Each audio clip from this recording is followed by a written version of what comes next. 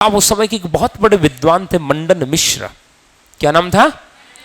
मंडन मिश्र ने शास्त्रार्थ की चुनौती दी, तो मंडन मिश्र से शास्त्रार्थ करने गए।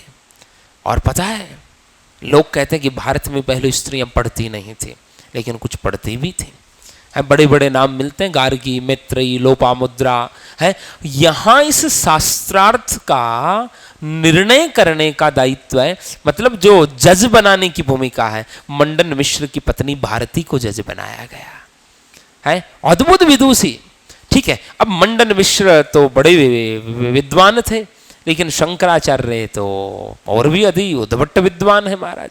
अब शंकराचार्य के तर्कों के सामने मंडन मिश्र हारने लगे।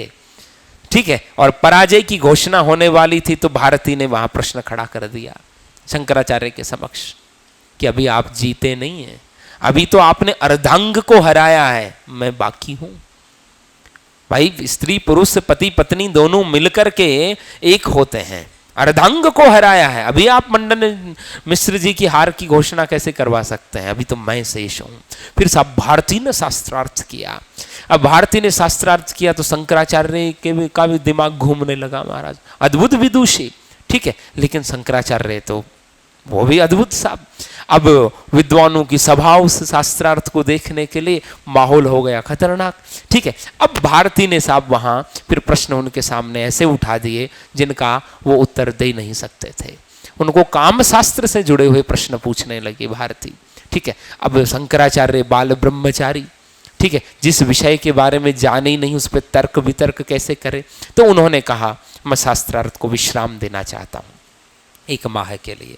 कई जगह लोग कहते हैं 6 माह के लिए। मुझे विश्राम चाहिए, क्योंकि जिस विषय के आप प्रश्न उठा रहे हैं उसका मुझे बोध है नहीं, मैंने उसका अध्ययन नहीं किया, मैं बाल ब्रह्मचारी हूं। आप गृहस्थ जीवन से जुड़े हुए संबंधों के बारे में पूछ रहे, मैं तो नहीं जानता। ठीक है, और फिर ऐसे कहा जाता है कि शंकराचार्य ने पर काया में प्रवेश किया।